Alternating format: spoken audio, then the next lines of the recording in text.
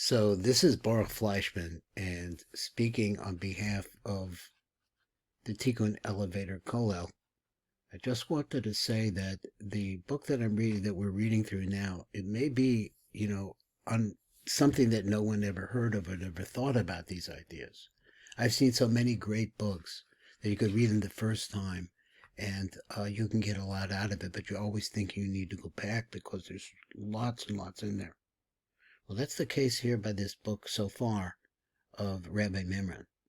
I've been with Rabbi Mimran, and he's a person actually, in a way, as far as insights are concerned, he's a little bit miraculous. And he knows that, and it's just something that he was born with. Exactly how it is, I don't know, but this book is really opening up tremendous doors of vistas to me, and let's see this little thing he's going to do right now. It's called the witnessing presence. What are we talking about here? He says anytime a person connects his thoughts to Hashem, he and his soul are immediately connected to him, that is Hashem, and then automatically he is connected to you. Now that right there is a tremendous idea. It's a Kabbalistic idea of your reaching upwards called Mayim Nukvin. And then immediately upon that being the pureness of your request, of your desire, is answered. They go together. It's called Mayim Duchrin. That's the male part, giving back to you. Now that's why I hear a little bit from Rabbi Mimran, and let's read a little bit more and see if I can understand it and make it sensible to you. So he says you might have had a glimpse of how the timeless can transform your perceptions, but an experience is not enough, no matter how beautiful or profound. Now, when he says timeless, I think he meant timelessness, getting beyond time. I remember that in his other parts he had said that time is the fourth dimension. So we are bound by it because our lives depend on time. We only have so much. So he says, so therefore sometimes we're able to get a glimpse of timelessness beyond that boundary into what he called in the previous chapter, he called it the mind. He called it the world of mind. I don't know. The universe of mind, I'm not sure, but mind moves extremely, extremely fast. Sometimes we can actually transcend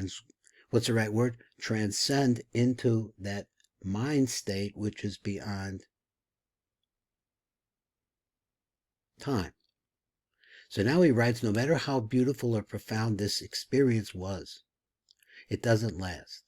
What is needed and what we are concerned with is a permanent shift in consciousness. He says, make it your practice to withdraw attention from past and future and all its distractions whenever they are not needed. You know, what's going to happen tomorrow? What's going to be happening? What happened yesterday? So he says these are things that we have to try to stay away from those thoughts. Step out of the time dimension as much as possible. He calls that future and past the time dimension. So he says as much as possible in everyday life. If you find it hard to find that stillness in your life, you can't find quite that place which is, well, he says still, which is quiet. Start by observing the habitual tendency of your mind, and start watching how your mind is thinking. You'll observe that the future is usually imagined as either better or worse than the present. If the imagined future is better, it gives you hope or pleasurable anticipation. So therefore you think everything's going to be good. You're always thinking about that. I'm going to go to Disney World. I'm going to do this. It's going to be great. We're thinking about that. It's going to be my time. If it is worse, though, it creates anxiety. Both are illusory. Illusory means they're illusions, actually. Through self-observation, more conscious awareness comes into your life automatically. Psychologists might call this actualization, where you're living in the now instead of the future or the past. Whenever you are able to observe your mind, whenever you're able to see your mind, and then you are seeing it as the witnessing presence, you are no longer trapped in it. Just watch that thought.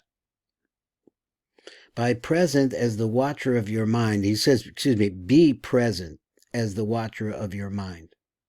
Watch your mind, your thoughts and emotions, as well as your reactions in various situations. Watch them.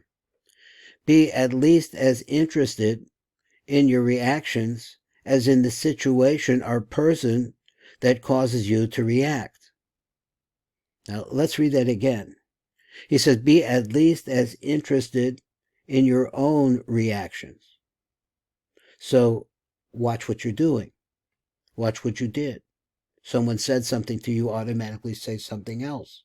You watch that. As in the situation or person that causes you to react, so you watch yourself too. Notice how often your attention is in the past or future. Notice how often your attention, this is really a tremendous idea.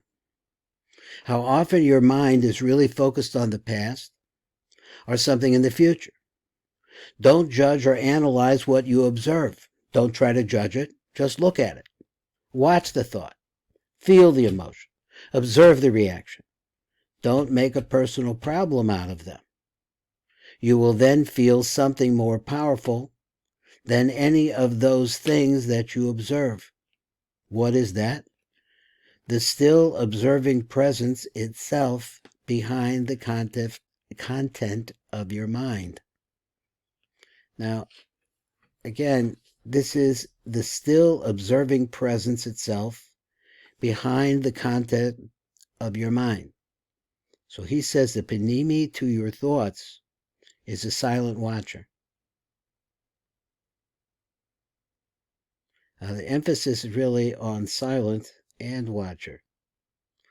Once you can feel what it means to be connected to your soul, it becomes much easier to simply choose to step out of the time dimension whenever time is not needed. Say for practical purposes, I have to be someplace at 9.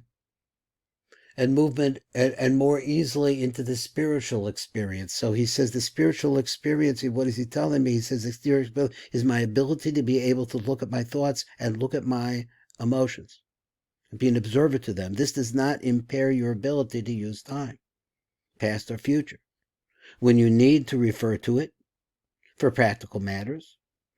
Nor does it impair your ability to use your mind. You can think through problems. In fact, it enhances it.